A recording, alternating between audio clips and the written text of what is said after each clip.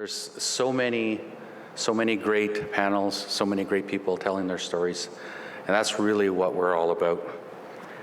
Gitchiminen Ebagitinogoyan Chipechaniganistaman, NACCA, Chiwichahachik in a nok, Chigi, Ufohego Tessichik, Chigi Oshatajik Pambanhetason, Enenoski, Chigiachik, Sunyan, Chigi Minabat Tessanano, Economist and a not Tabatahik, Pitabeg no Chinina, Mueche, no Taoyedman.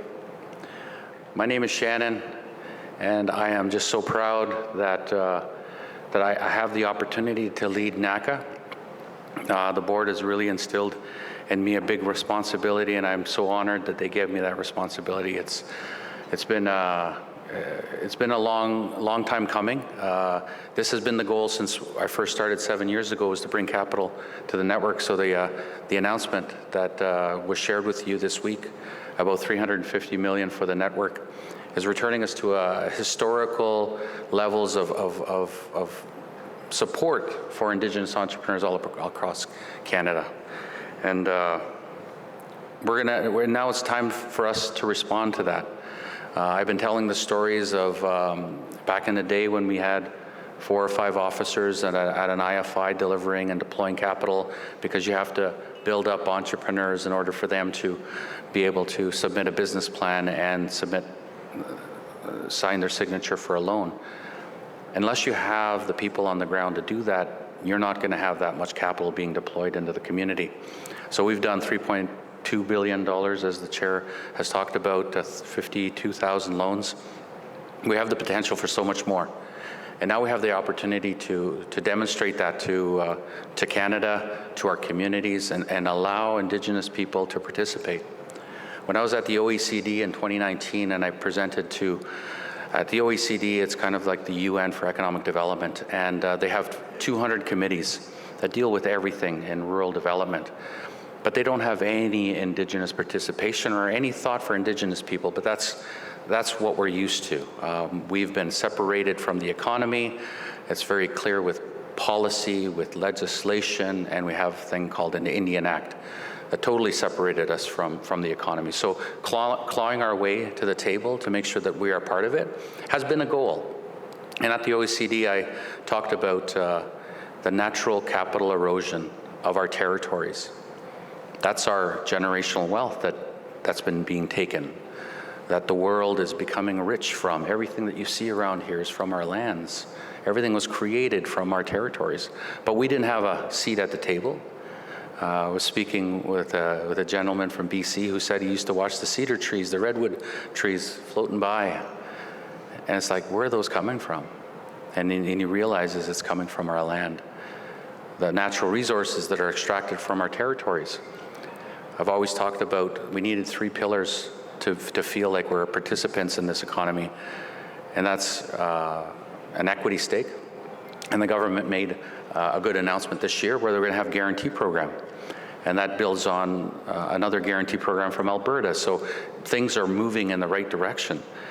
Robust IBAs. IBAs used to be the minimum standard, not no more. And revenue share is going to be the next one.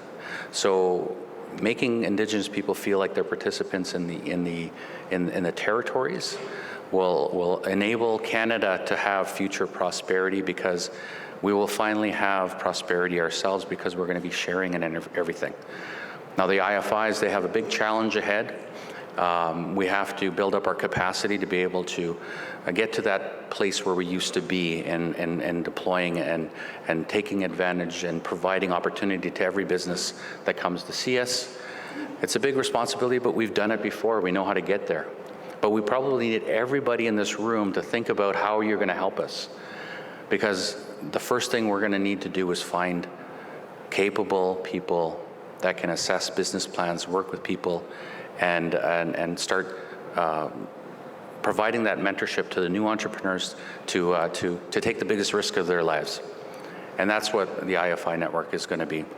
working on over the next soon while we're planning for this bump up of capital. But we've already been already down this journey, because the Indigenous Growth Fund has already demonstrated, and the money is already flowing to the community. So we're very, very good at this. I mean, the IFIs are definitely very, very good at this, and this is why this works so well. I wanted to talk about the Indigenous, the First Nations Procurement Organization. That's another initiative that we're actively pursuing. The Assembly of First Nations fully supports this initiative. We've got 5 large Indigenous economic development organizations that will be governors on this new entity that we launched. The government has had some challenges with procurement. You've all seen the media with ArriveCan and some sort of Indigenous set-aside. Well, there's a big problem in the current system. We've seen less than 1% opportunity through procurement over the past, ever since they've been measuring it, 35 years, 40 years. And we really need to see the benefits hitting the ground.